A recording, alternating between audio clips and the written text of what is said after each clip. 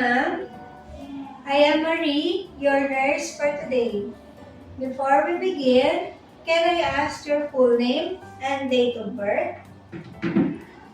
Let me also check your wristband.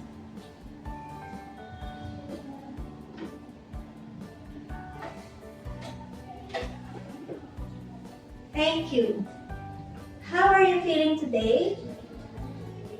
I will check your level of consciousness, ability to swallow, and your breathing pattern, and presence of nausea or vomiting.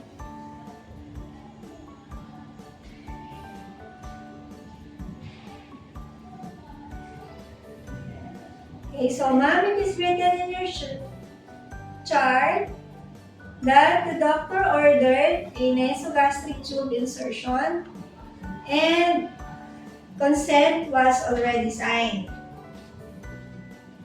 So before doing the procedure, can you blow your nose in each side?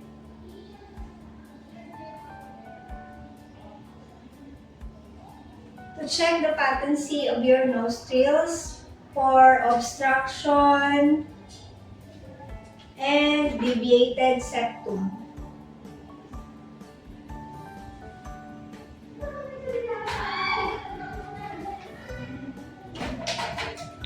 Okay, ma'am, I also ensure that the suction apparatus is available on the side. Thank you.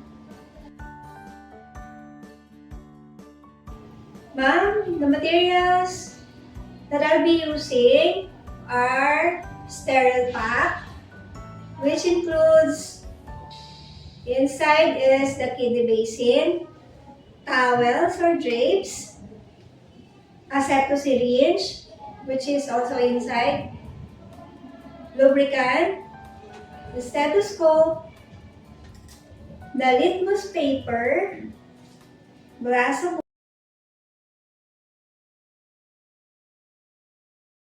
water, the pen light, sterile gloves, micropore, and the nasogastric tube.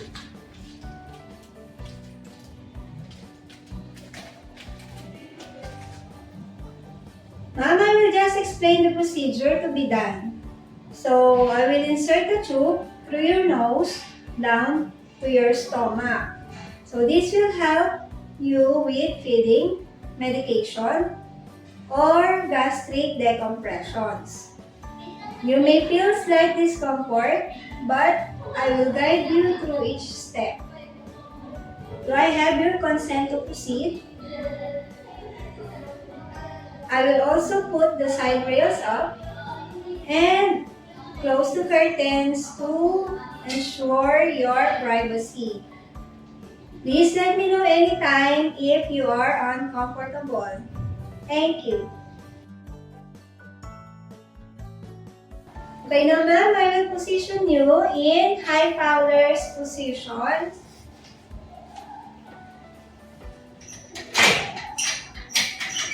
To help reduce gagging and aspiration.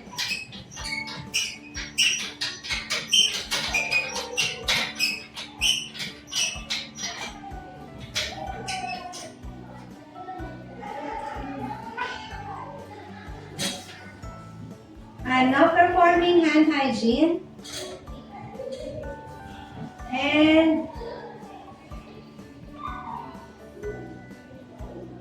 donning my sterile gloves.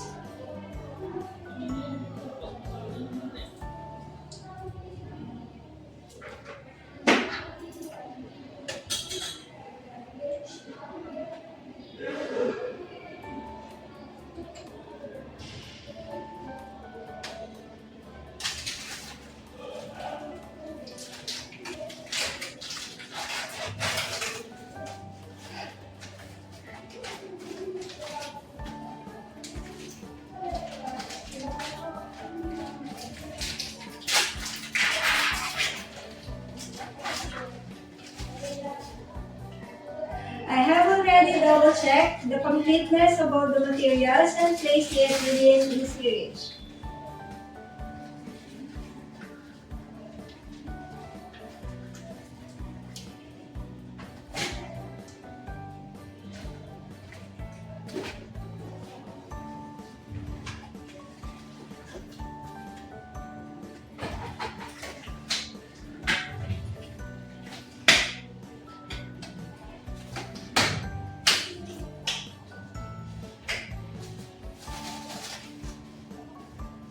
Okay, ma'am, I understand that this may be uncomfortable, but please keep breathing slowly.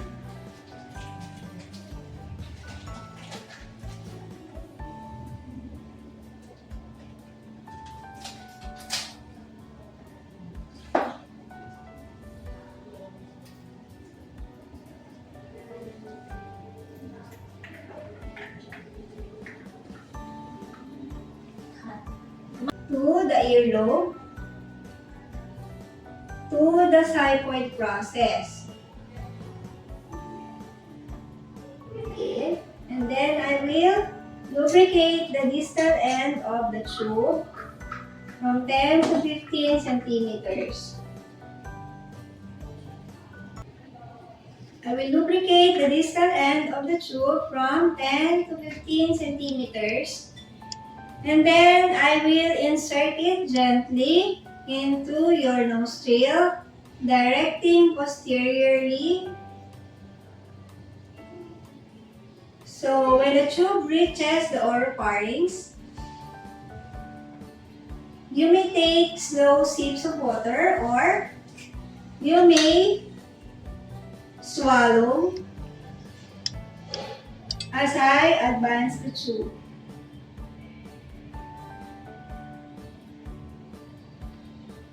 I will advance it until the marked length is reached. Okay, ma'am, now that the tube is inserted,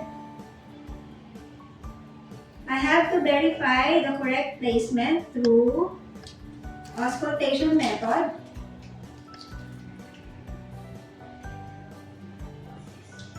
By injecting air while using the asepto syringe. In order to verify the correct placement, I will do auscultation method.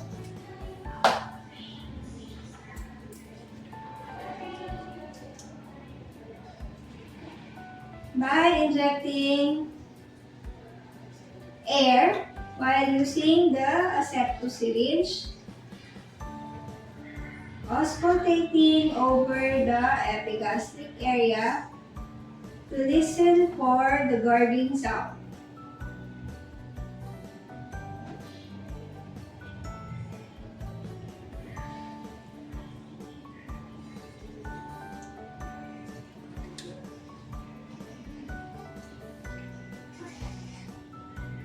The placement through the aspiration of the gastric contents by checking the pH readings using the litmus paper.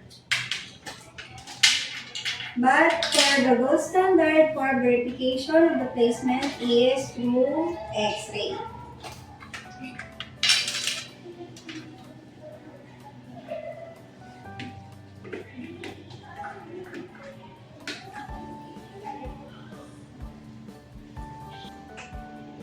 I will secure now the tube by using a microfoil tape.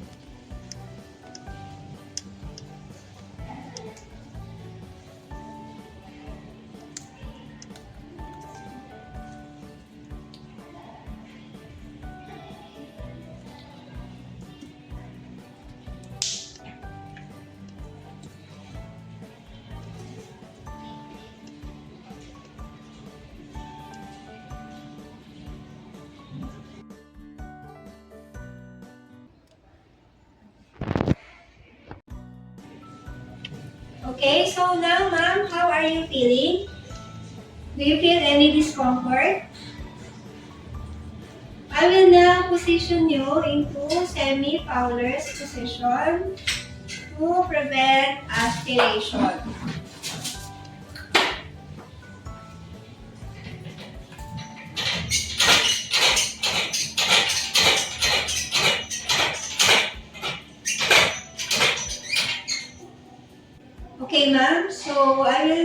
document the date, the time of the procedure, the materials used including the type, the size of the catheter, which nostrils was used, the length of insertion, your tolerance to the procedure, or any other complications. And then, I will dispose my used materials and remove my gloves and put it in the infectious waste bin and perform hand hygiene. Thank you for your cooperation. If you feel any discomfort or difficulty of breathing later, please call me immediately and I will continue to monitor you. Thank you, ma'am.